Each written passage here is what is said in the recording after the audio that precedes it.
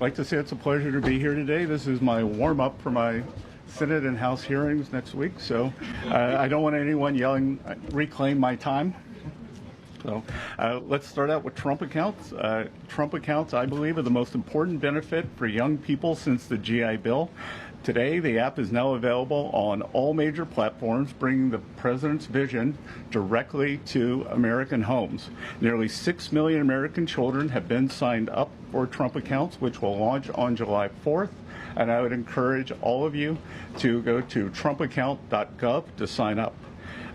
We had a historic tax filing season. We passed the largest tax cuts in American history. The average refund this filing season is nearly $3,300, an 11% increase from last year. And importantly, very importantly, 62 million returns, 44% claimed at least one of the president's signature tax cuts. No tax on tips, no tax on overtime. The reduced taxes on Social Security benefits. 85% of our seniors paid no taxes, and the auto deductibility on loans for American cars.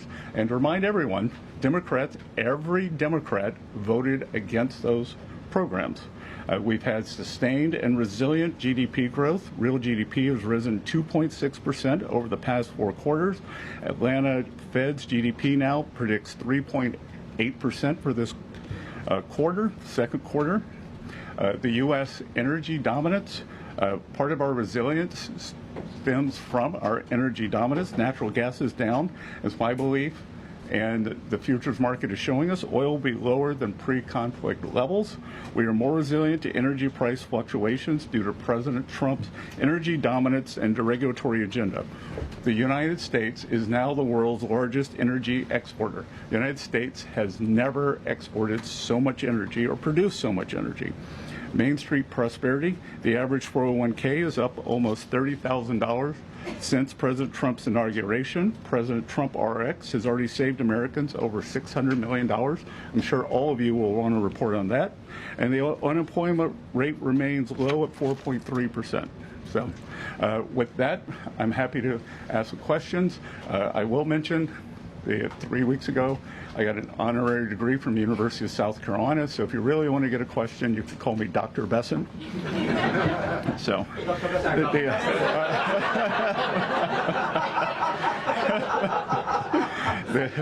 want to start with these Trump accounts. You know, there's a lot of people, a lot of working class Americans that maybe don't have the financial expertise when it comes to stock markets and investing in general.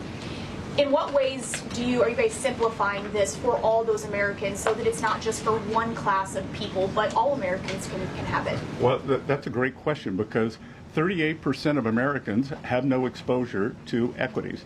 They don't share in the great innovation, the machine that is the American economy. Our great capital markets drives our prosperity.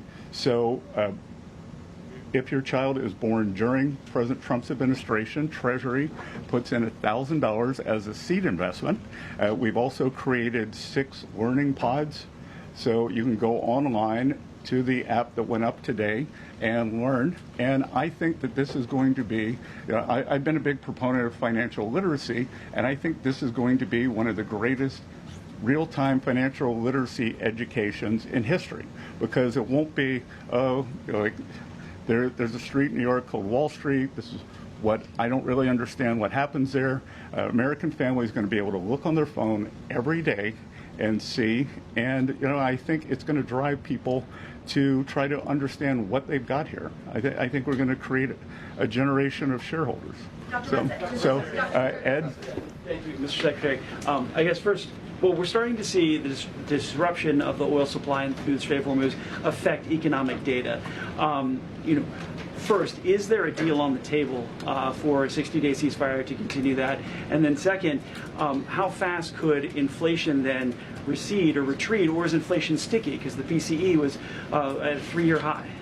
Well, first of all, PCE today, month over month, was 0.2, which was, we're looking at decimal points, but the estimate was 0.3. So 1 month doesn't a trend make. And what we've seen is actually oil prices are down about 10% in May. There are almost 2,000 ships waiting to come out of the Gulf. And I think the oil market is going to be very well supplied on the other side of this, and that we could see prices come down very quickly. We saw the UAE leave OPEC. So I would expect on the other side of this that gasoline prices will follow. Is there an agreement on the table? Sorry? Is there an agreement with Iran on the table? The teams have been going back and forth, and President Trump has made it very clear, he talked about it at the cabinet meeting, that he has several red lines. And Iran has to turn over their highly enriched uranium. They cannot pursue a nuclear weapon. And the Strait of Hormuz, back to your question on energy, has to free transit.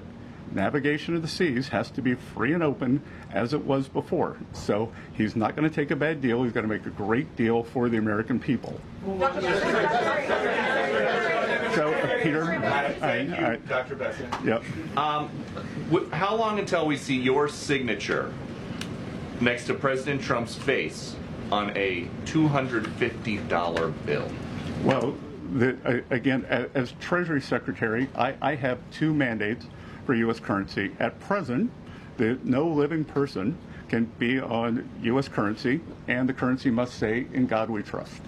So right now there is proposed legislation in front of the House, in front of the Senate, to change the first requirement so that a living person, Donald J. Trump, could be on a $250 bill. So it's all in the hands of the, it's all up on Capitol Hill. So at Treasury, we prepare things in advance. So we have prepared in advance that if the legislation is passed, but we will stick to the law. And something that came up yesterday also at the cabinet meeting, President Trump said, Oman will behave just like everybody else, or we will have to blow them up. Are you guys back there in the West Wing making plans for a new war with Oman? Again, I think the president wanted to punctuate freedom of navigation in the strait. I had a call with the Omani ambassador this morning, and he assured me that there were no plans for tolling the strait. As he said, our countries have had 200 years of good relations. He wants to have another 200 more. And I told him that this was a non-starter, and he did not want to risk either the Omani individuals or Omani financial institutions getting sanctioned. Thank you, Mr. Secretary. Is it in the U.S. interest to waive some sanctions on Iran or to unfreeze some of their assets before Iran has made concrete promises about getting rid of their nuclear program? Again, I'm not going to preview the deal, but I would think that the things would go very slowly in terms of that. So we'll see. Just to follow up on that, because it's our understanding that the U.S. has committed to discussing the matter of sanctions relief during this negotiation period. So just to be clear, is sanctions relief for Iran on the table?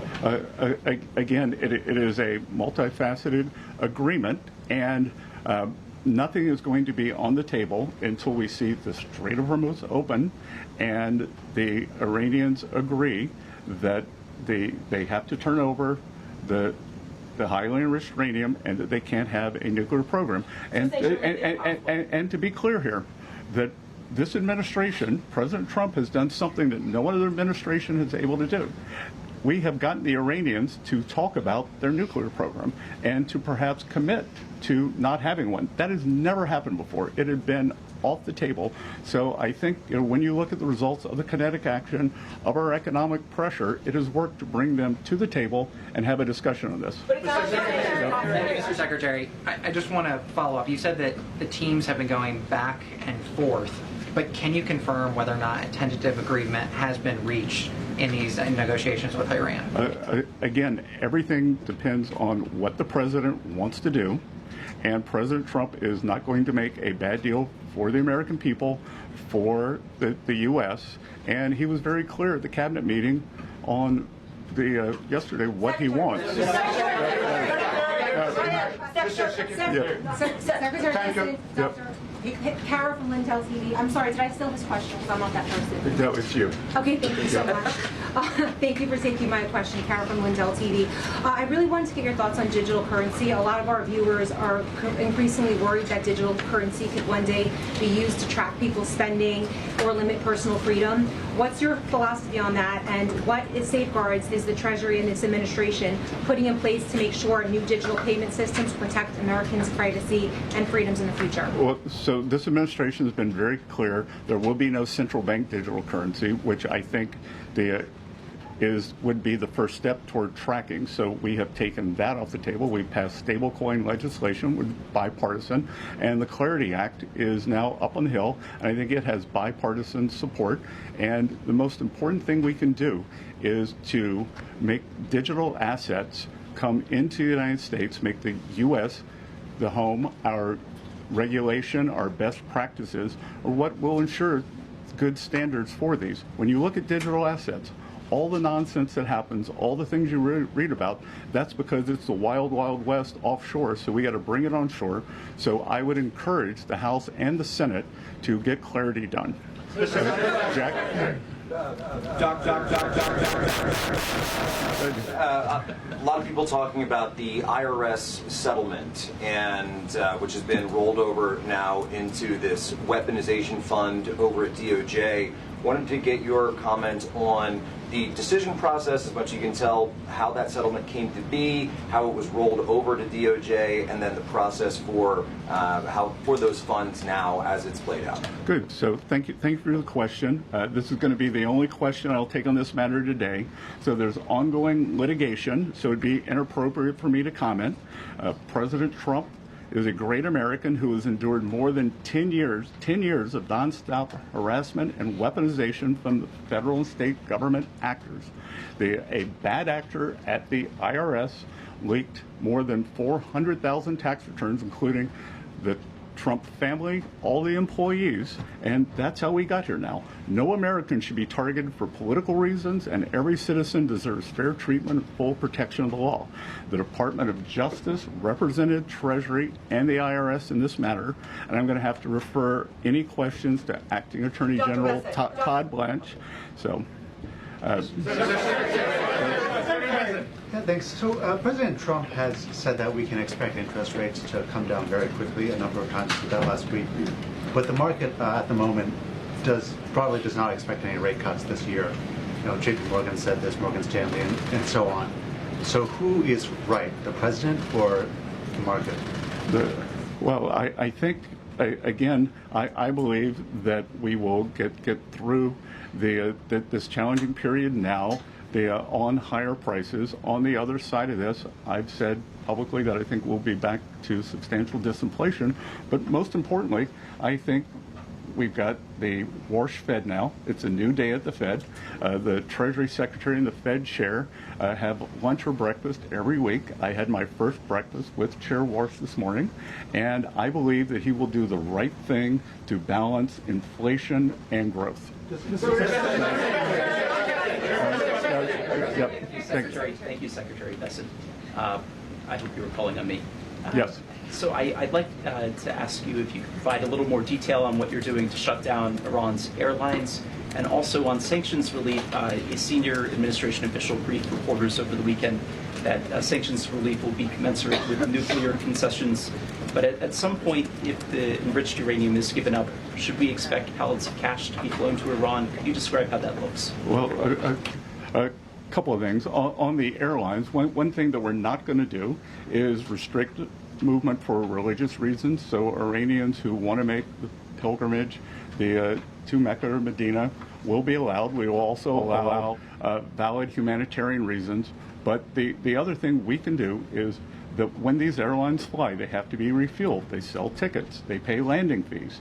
Anyone who accepts those, we will sanction. So they should be very clear that the state-owned Iranian airlines, they are outlaws and cannot do this. Secretary. Since you're the White House briefer today, I know you've been asked this already, but I'm wondering if you can just confirm on the record that there is a tentative deal that has been agreed for a 60-day extension of the ceasefire and then a continuation of nuclear talks. Again, it's always a mistake to get out ahead of the president, so it is all going to be the president's decision. I think that we can see that the president very clearly stated his three: the open the strait, highly enriched uranium, no nuclear program. So Are those things part of the temporary deal right now, sir? Are those three aspects that you just outlined part of the temporary deal that has been agreed? that if there can be no deal without those, why would there be a deal without those? Mr. Secretary, thanks so much for taking the time. President Trump at the cabinet meeting said he thought that reducing fraud would help to balance the budget. You put out the goal of getting the deficit to 3% of GDP. What's your timeline for achieving that? And how do you think what can you say to make the markets, given where rates are, like kind of process kind of what your plan and agenda is? Well, the GAO numbers, not my numbers, believe that there's about $500 billion a year of fraud.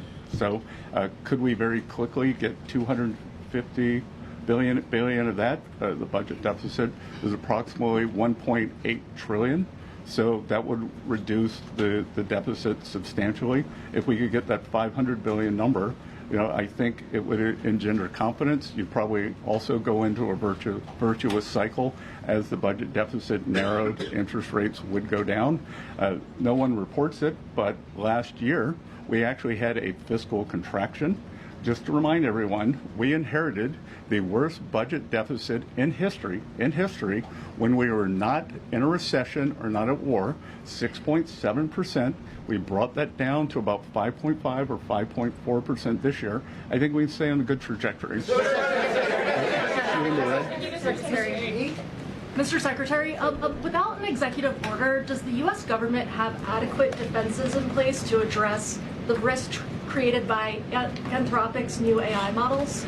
We great collaboration between all of the labs that have the large language models, but between the U.S. government and the labs. So, Thank you, Mr. Secretary. Is me? Okay. Thank you, Mr. Secretary. Appreciate it. First, did you speak with the president before this briefing? Did he show any willingness to this 60-day ceasefire extension? I haven't seen the president today. And then I just want to follow up. When can Americans, the average American, and can the U.S. economy work for the average American without a deal with Iran? I believe we've already seen oil prices come down substantially. We are pumping more oil than we've ever seen before. And as I said, these are short-term challenges that we will get over, and I think we'll move forward. In the white? Mr. Secretary, just to follow up. No, in the white. Oh, thank you, Mr. Secretary. Appreciate it. Given how much this upcoming midterm election will hinge on the economy, what did you think about President Trump's comments in the cabinet meeting yesterday saying he didn't care about the midterms? So you're calling President Trump a statesman? You're saying that he is taking a statesman-like position, that he has a core belief, and he believes that the most important thing is for Iran never to have a nuclear weapon. So I believe both things can be true, that we can do well in the midterms, that we perhaps have the makings of a deal here, and I believe that, and look, the economy, that it is challenging now, but unemployment is still low, tax refunds were high, and consumer spending is still quite high. So in my private business over the years, I always looked at what were consumers doing, not what they were saying. And I'm in constant contact with the banks, and every income quintile is still doing well. Amen. Thank you, Mr. Secretary. On the $250 bill, Mr. Secretary, you said the legalities of it are up on Capitol Hill, but I just wonder what your opinion is personally. Do you think it's a good idea for the president to put his face on America? Again, the president doesn't do it. The House and the Senate have to do it.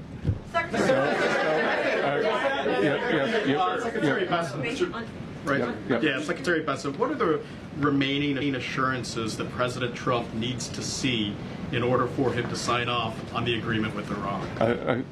I don't think it could be clear. You're following in the footsteps at the podium there of Secretary Rubio and Vice President Vance. There's been quite a lot of talk about their possible presidential ambitions. Does your presence here today indicate that we might see you running in 2020? No, I think it just means they've run out of things on the food chain. There's been some back and forth over the last several days, and also with the U.S. attacking Iranian drones yesterday. This morning, CENTCOM put out a statement that Iran had launched its ballistic missile towards Kuwait, calling it an egregious ceasefire violation. How can the administration still argue that a ceasefire is in effect? Again, with the Iranian government, we did not have regime change, but we changed the regime. As President Trump said at the cabinet meeting, as we've said other times, the first layer of leadership was eliminated, the second layer, and we're now at the third layer. And the way to think about it is the Iranian government, such as it is three pillars. It is the elected government, it is the IRGC, and it is the clerics. And they are having trouble communicating. So we are being patient. We do not have unlimited patience. President Trump always prefers a peace deal.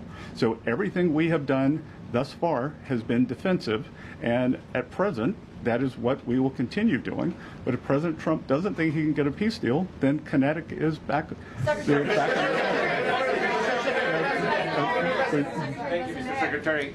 Are you hopeful that the oil prices will go down once this conflict is over, given the fact that the Strait of Hormuz remain closed, and by the time this oil gets to the major markets, it could be 2 or 3 months? Again, we see that the market, I believe, is very well supplied right now. The market seems to be going into balance for itself. So I think that as the strait opens up, we're going to see this burst of ships come out. So we may actually see how quickly can it be refined, how quickly can it get to its destination.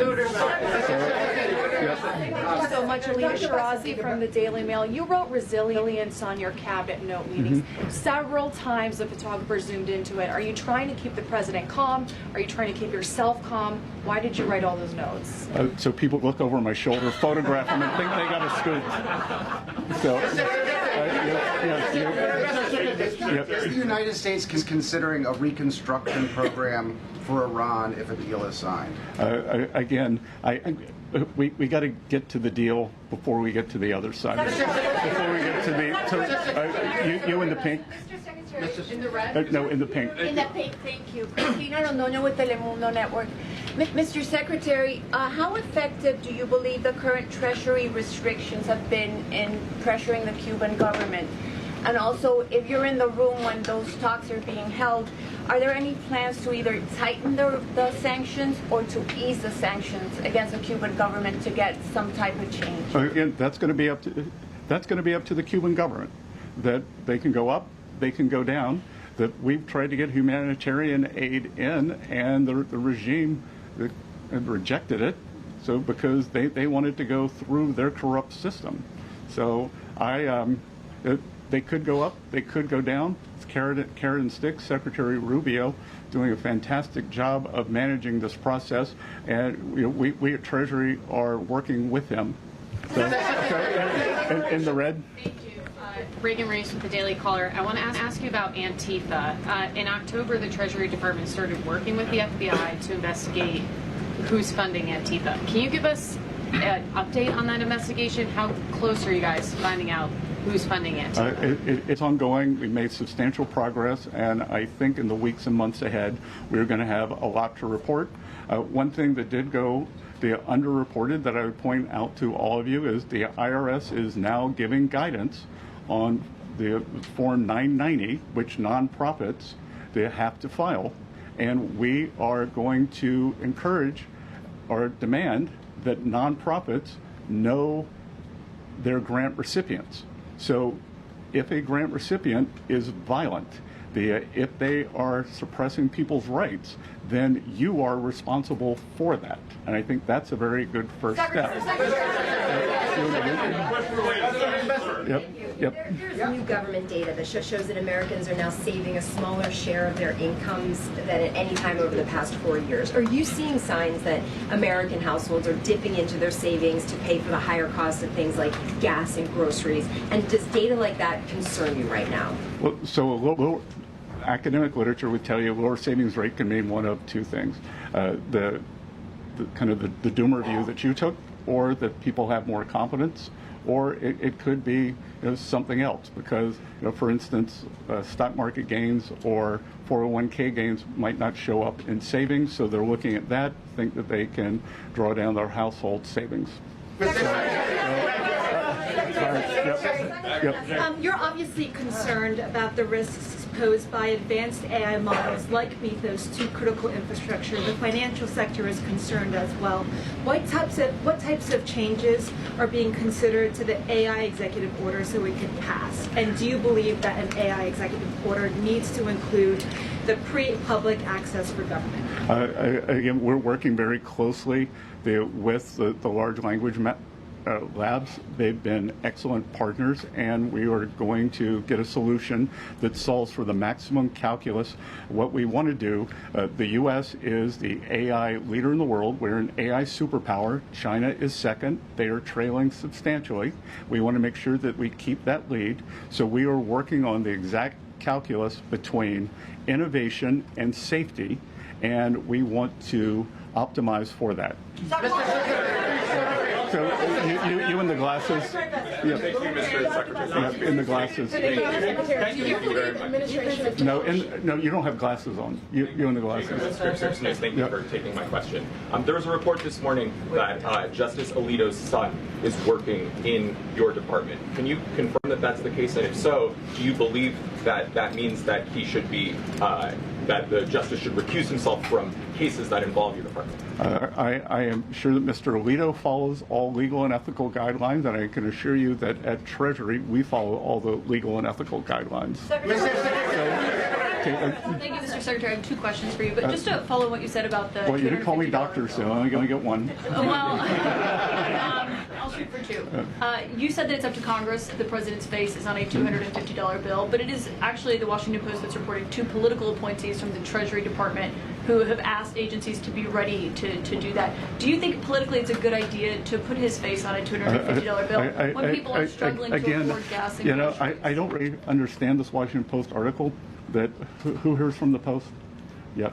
Terribly written, terribly edited. Because basically what it says is that Treasury is following the law, and that we've created the bill, and that it's up to Congress, but that we follow the bill and it's up to. I didn't really understand what the story was. So, but anyway. Appointees aren't involved in that? Two of your political appointees? Yeah, of course, but we prepare for everything if it gets passed.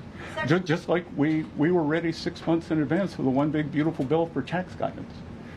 So we have to prepare in advance. You can't draw something up the day before. Politically, do you think it's a good idea though when people are struggling to afford gas and groceries? Look, I think it has. That it's bifurcated. That do you think we should have a 250th anniversary, the celebration? Well, that's happening anyway. But putting the president's face on a $250 bill is a choice. But Caitlin, it's not happening anyway. It's happening because it's being funded by private citizens, by the federal government, by state governments, by municipal governments to celebrate our country. And I don't think that there's anything untoward about having the President of the United States, the person who was President of the United States, on the 250th anniversary bill. On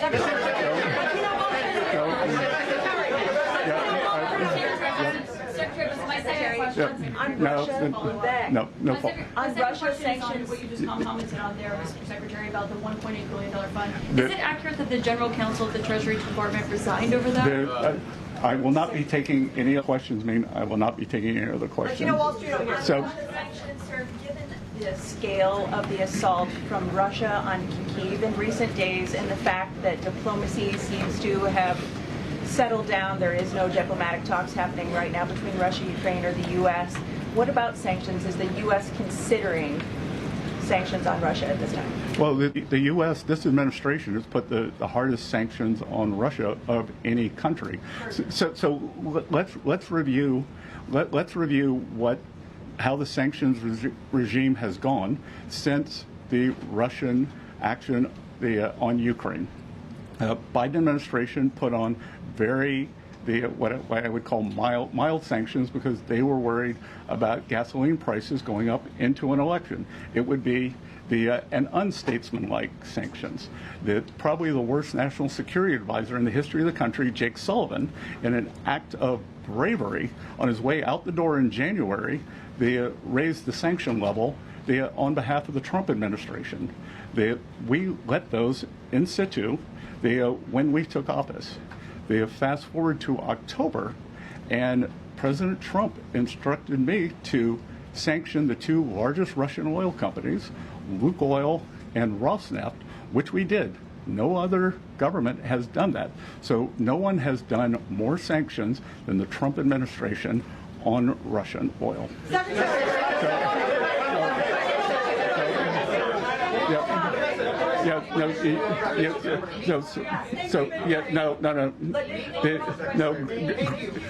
Here, who wants to own this? Gray hair.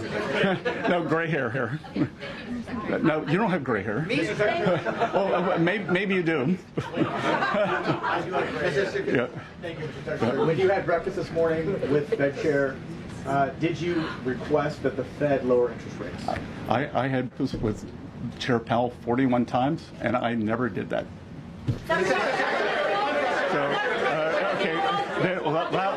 Last question. Thanks, sir.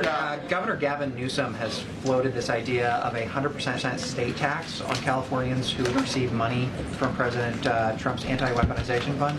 Your response to the governor's call for 100% tax? There's no cure for it. Okay. Thank you all.